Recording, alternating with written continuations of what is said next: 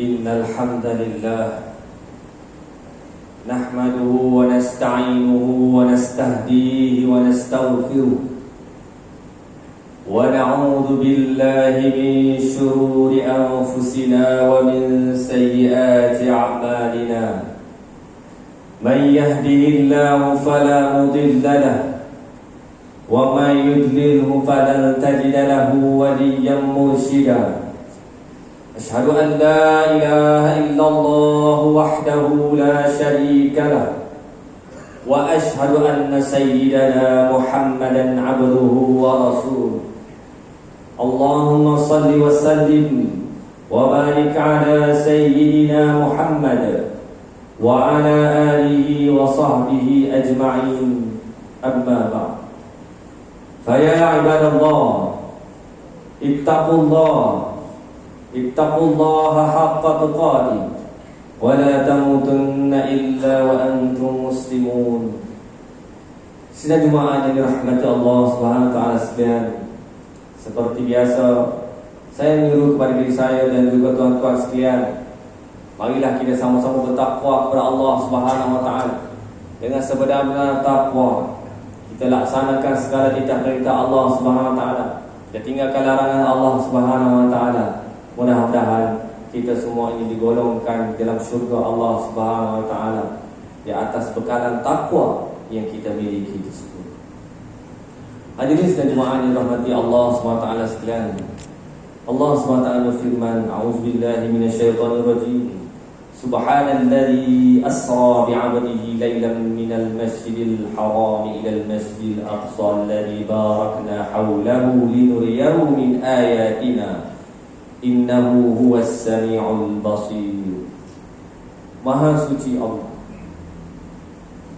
yang telah menggerakkan hamba pada suatu malam daripada Masjidil Haram ke Masjidil Aqsa, bumi yang penuh keberkatan di sekelilingnya, untuk memperlihatkan ayat-ayat kami. Sesungguhnya dialah Allah Subhanahu wa taala yang maha mendengar lagi maha melihat. Hadirin yang dirahmati Allah SWT sekalian, Aid for Palestine, satu NGO, telah membuat pengumuman melalui pengarahnya YB Dr. Ustaz Abdul Khalil Muhammad Khalil bin Abdul Hadi, mengumumkan tentang Minggu Al-Quds sedunia yang diadakan bermula 2 Februari, iaitu hari ini, sehingga 9 Februari 2024, untuk memberikan kesedaran kepada kita semua betapa pentingnya Al-Quds ini kepada umat Islam. Seperti mana ayat yang Allah SWT sebutkan dulu, kita berada dalam bulan Isra wal Mi'raj, yang mana salah satu tempat yang menjadi persinggahan Rasulullah SAW adalah Masjidil Aqsa, yang mana kita semua ini menagih Al-Aqsa itu, menagih kepada kita, menagih kepedulian umat kepada Al-Quds tersebut. Hadirin muslimin yang dirahmati Allah SWT sekalian,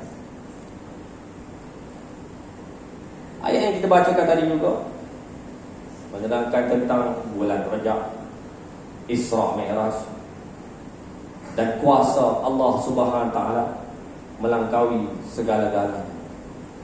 Suatu kemuliaan yang diberikan kepada Rasulullah SAW untuk mengimamkan salat bersama-sama dengan nabi-nabi, para rasul dan anbiya, dan bertemu dengan Allah Subhanahu wa taala untuk menerima kefarduan salat 5 waktu.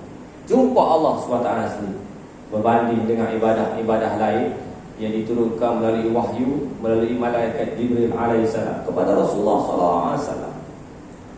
Ini menunjukkan satu isyarat penting kepada kita tentang kemuliaan Masjid Al-Aqsa, kemuliaan kota Al-Quds, kemuliaan Baitul Maqdis kepada kita umat Islam.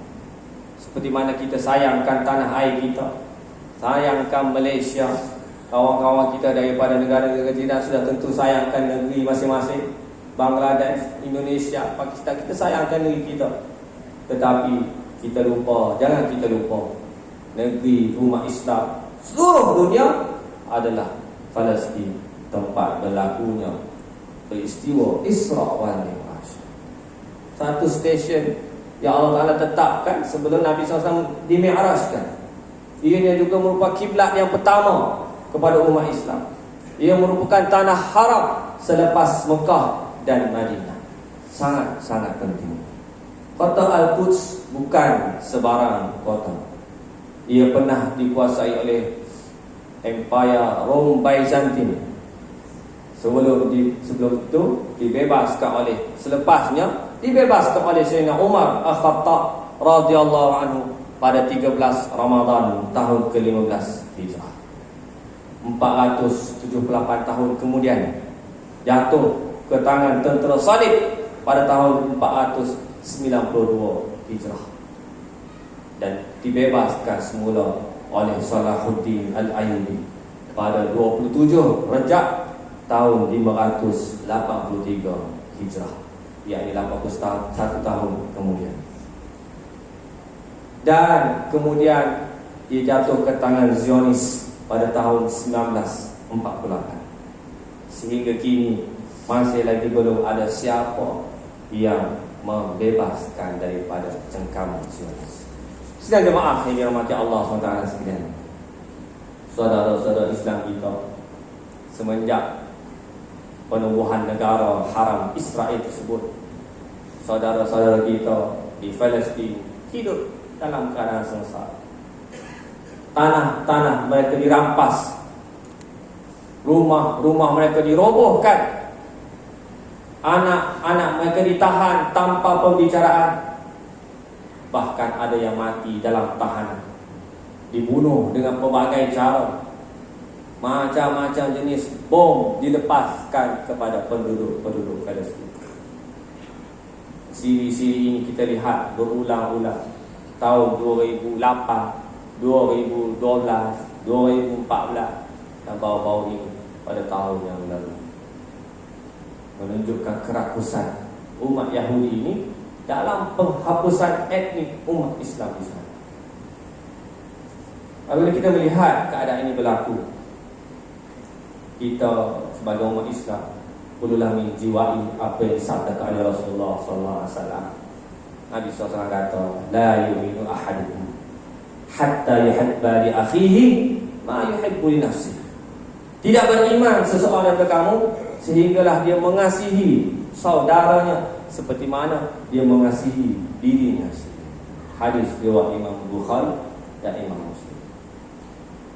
Sebenarnya negara haram Yahudi yang dibina di atas bumi Palestin ini merupakan satu barah yang berada di tengah-tengah tanah umat Islam, membawa kerusakan kepada Palestin, kesengsaraan terutamanya di kota Al-Quds, dan pemusuhan mereka sebenarnya amat jelas, amat keras dibongkarkan oleh Allah Subhanahu wa taala di dalam suratul Maidah ayat ke-82. Allah Ta'ala berfirman, la tajidanna asyaddan nasi adawatan lilladina amanul yahuda walladina asyrak. Demi sesungguhnya engkau wahai Muhammad sallallahu alaihi wasallam akan dapati manusia yang keras sekali pemusuhannya kepada orang-orang yang beriman adalah Yahudi dan orang-orang musyrik. Dua golongan ini ia akan keras memusuhi umat Islam, golongan Yahudi dan orang yang mensyirikkan Allah Subhanahu wa taala. Hadirin muslimin yang dirahmati Allah Taala sekalian, sel bara ini terus disebar. Mula-mula tahun 1946 hanya 10% sahaja tanah Palestin yang dikuasai. Naik tahun 1947 55% dikuasai akibat pelan pembahagian PBB.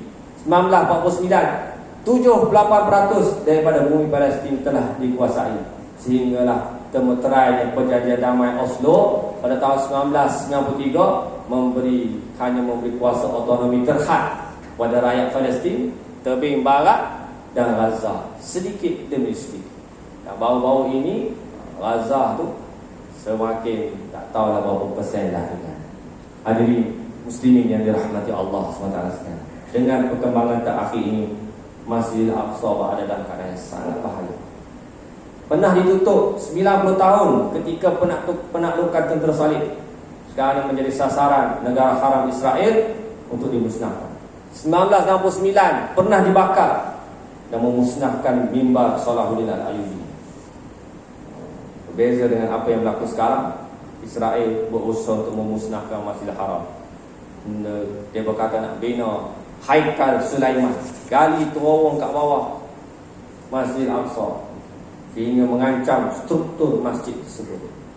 Menceroboh masuk Masjidil Aqsa, tak bagi orang solat di dalam tu dan sebagainya. Namun umat Islam ada 2 bilion seakan-akan telah terkena suntikan ubat bius, tidak ada rasa sakit. Sebab itulah kita kena kempen, usahakan, beri kesedaran, jangan lali dengan bius palsu ini, supaya hati kita ini ada perasaan cakna kepada Masjidil Aqsa. Hadirin muslimin yang dirahmati Allah Taala sekalian, kita tolak dari sinilah Minggu Al-Quds sedunia. Bermula hari ini sehingga 9 Februari, inisiatif gabungan pertubuhan-pertubuhan ulama negara Islam menghidupkan, mengembalikan, menyuburkan kesedaran perjuangan isu Al-Quds, perjuangan isu Palestin. Ini adalah isu manusia sejagat. Ini adalah merupakan suatu yang memerlukan keadilan dunia, kerana ia melibatkan kuasa zalim yang menindas manusia tanpa peri-peri kemanusiaan. Kita berharap isu Al-Quds dan Palestin ini, umat Islam di Malaysia, di masjid kita khususnya, mampu untuk memberdayakan sabda Nabi SAW yang telah diriwayatkan oleh Nu'man bin Bashir. Nabi SAW kata, masalul mu'minina fi tawadihim wa tarahumihim wa ta'atufihim masalul jasad idza ishtaka minhu 'udwun tada'a lahu sa'irul jasad bis-sahari wal humma. Perumpamaan orang-orang yang beriman dalam saling mencintai, berkasih sayang, belas kasihan, seperti sebatang jasad, satu tubuh. Apabila salah satu anggotanya mengadu sakit, maka seluruh badan turut tidak boleh tidur dan berasa demam. Hadis riwayat Imam Muslim. Barakallahu li wa lakum bil Qur'anil azim wa nafa'ani wa iyyakum bima fihi minal ayati wal dzikril hakim. Wa taqabbal minni wa minkum tilawatahu innahu huwas samiul alim. Aqulu qawli hadza wa astaghfirullahal azim li wa lakum wa lisairil muslimina wal muslimati wal mu'minina wal mu'minati al ahya'i minhum wal amwat. Astaghfiruhu innahu huwal ghafurur rahim.